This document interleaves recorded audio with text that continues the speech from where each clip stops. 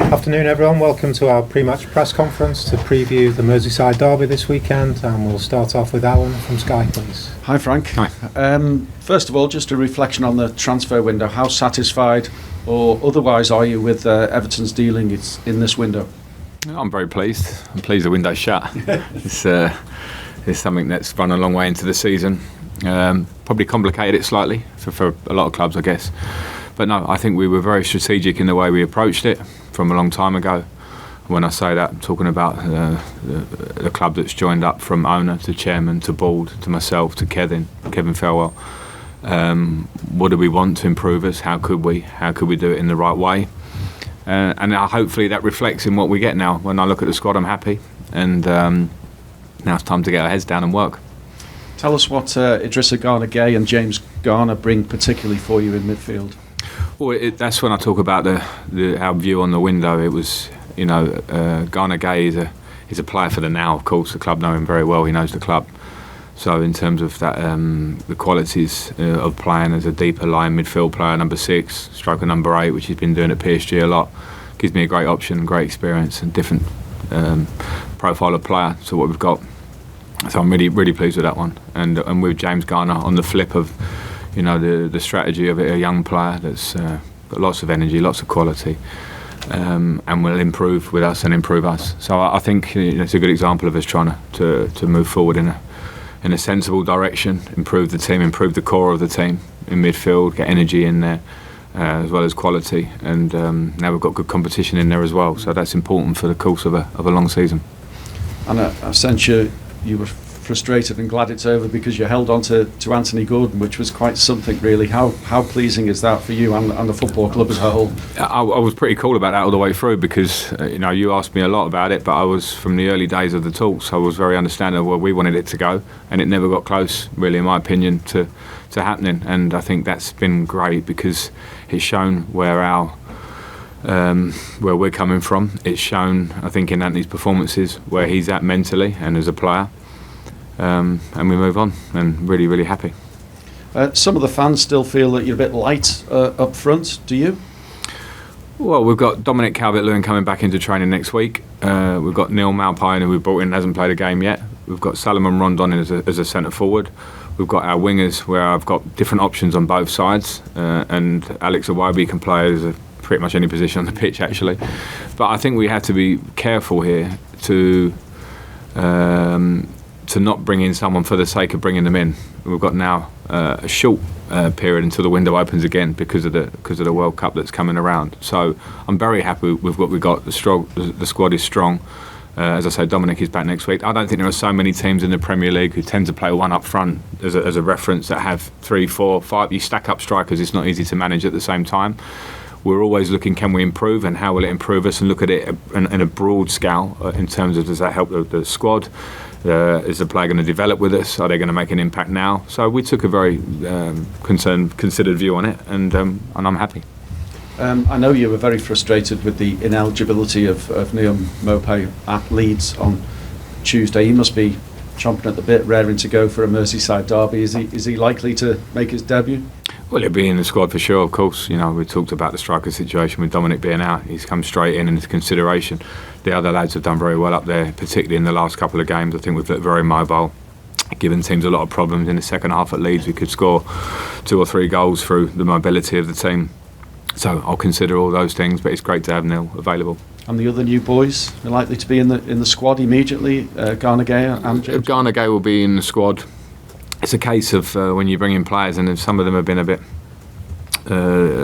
been a bit of a process and a bit of a time. The lads are not always training at full level in those periods. We had it with Amadou earlier when he came in, that he wasn't quite ready. So they're probably in and around that. So whether they'll be starting is a question mark, but they'll be in and around it, and we'll get them up to speed very quickly.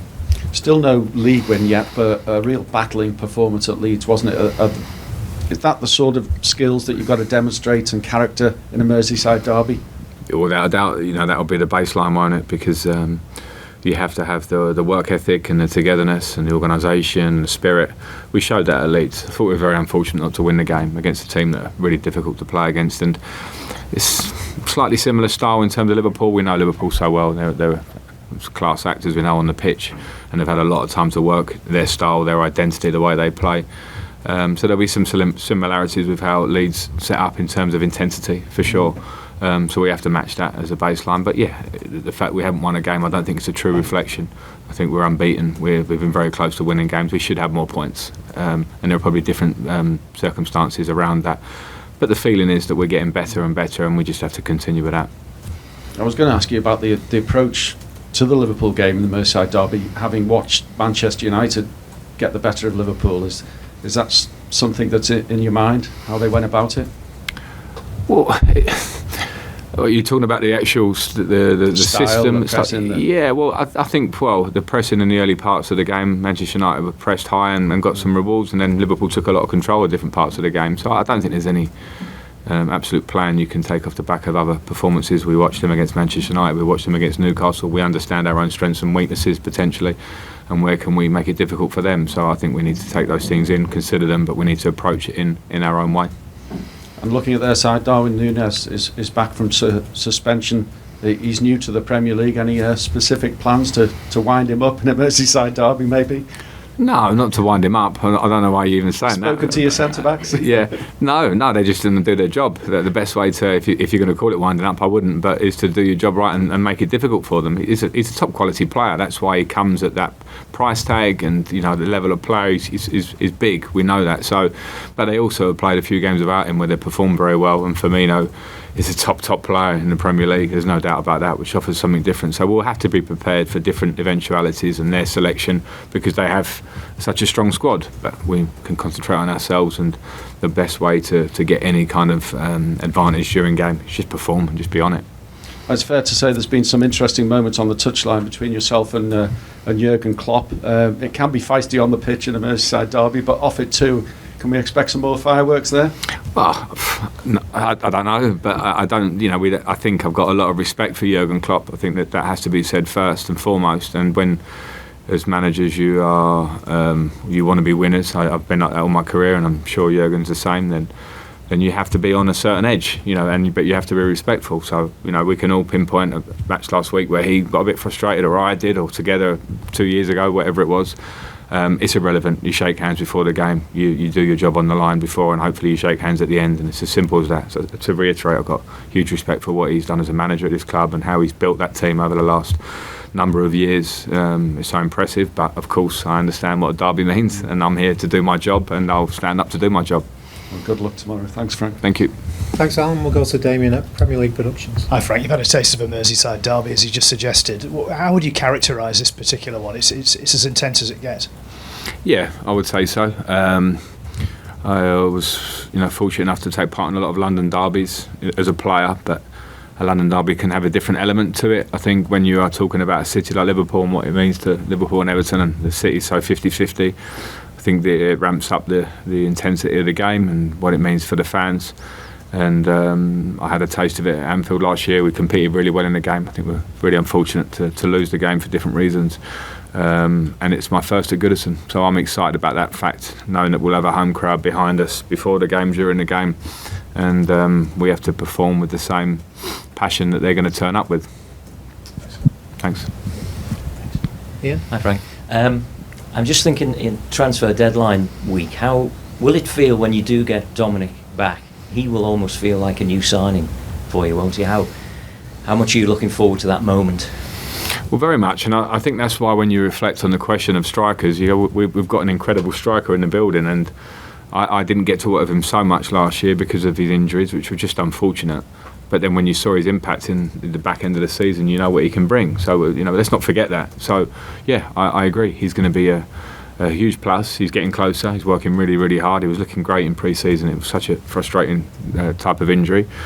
And when you have a player of that level, when he comes back, you're going to want him to play. You're going to want him to get up to speed. You're going to want him to play games, and then we know what he can produce. So it's we've worked a lot on the core of the team and the spine of the team, and trying to be stronger. Defensively for sure, trying to have more energy and power in midfield, and of course up front we know where we're at. So I think that's where we were trying to be very considered. I think you can see a direction in the way we're trying to recruit, and I think that's important. And players like Dominic and Anthony, who are here already, remain huge players for us.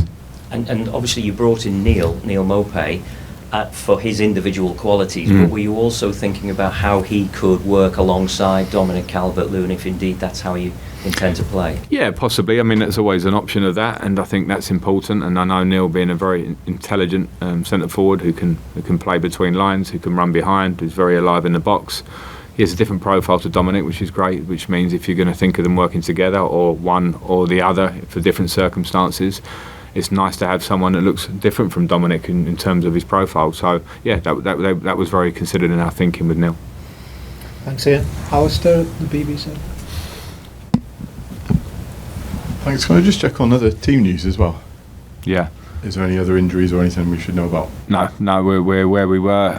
Decore trained with us today, but it's his first day of training with the group, so he won't be part of the squad tomorrow. Just reflecting on the transfer window, it's 8 players in, 1 striker. You mentioned that it's quite difficult to get strikers in. Was there anything restricting you bringing another striker in terms of finance or anything like that? No, I think I think people are drawn to the striker situation. As I said just then, I didn't have Dominic a lot last season. So Dominic, for me, feels a bit like a new signing personally as well, and Neil. And we see the players that we have now, and Anthony Gordon at 21 years of age, Damari Gray, relatively young still, Dwight McNeil, who were brought into the club. So I think it's when I and we as a club look at how can we improve the team, so we hopefully will not be in a position we were last year. Moving forward, we'll get better and better and better. It's to isolate and just look at the striker. For us, wasn't the way to look at it. It was how can we strengthen the team throughout. So it wasn't a case of Richarlison leaving the club as a big player for us at the top end of the pitch. Let's just look at that and make sure we try and replace that. We have to look at the collective. So it was important for us to try and strengthen throughout. Games can be won and lost defensively at the back of the pitch, in the middle of the pitch. If you want to gain some sort of control of a game, you want to have that comfort and control in a game. It doesn't just relate around a striker. And again, now I look at us and I'm saying we've got Dominic Calvert-Lewin, who when fit is an England striker, and Neil Maupay, who is a very proven goal scorer in the Premier League over the last few years. So I'm very happy. So that's I've got lots of options up front. Too many options can leave too many people sitting and not playing. That's not great for the squad either. So I've got options. I've got options now as people get fit to use people off the bench, which I haven't had in early season. So yeah, that's where we're at. You mentioned there, I think, also that the physicality was something that you've improved upon, maybe in defence and in midfield as well. Does that kind of set the style that you're going to play this season as well? Yeah, and we'll work towards that. That's why I feel like it's the early stages of the season, as I keep saying. I feel we've performed pretty well. But I do know that now the window's shut and the squad is together, then now it really begins in terms of what can we improve in the squad and how can we improve our style of play. And I think there were 2 things I really wanted to improve, was the energy of the team and the capacity of the team, particularly centrally in midfield, and also personality. And I think that is... when you look at the players who brought in, and some that are experienced, who have a real vocal presence and a professionalism around them that affect the group, I think that's hugely important. And I feel when you look at how we wanted to recruit, that's why I'm sitting here pretty happy. But of course, results now are the key, and we get to work now because it's good to have the personnel that we feel strong with. Let's work, and then hopefully results come. Just looking ahead to the game on Saturday, I think Jesse Marsh brought up the fact that he was maybe frustrated with some of what he saw as time wasting at Leeds. You may have seen when Newcastle played Liverpool the other night, there was a lot of booing from the crowd as well in terms of time wasting for Newcastle, perceived time wasting. Is that a legitimate thing, and is it something that you will look to do if you take a lead against Liverpool? No, and I think I've analysed this a bit the last few days. I think, well, I don't know if anyone watches Match of the Day, but we all saw the stat that it was the most minutes played in a Leeds game this season.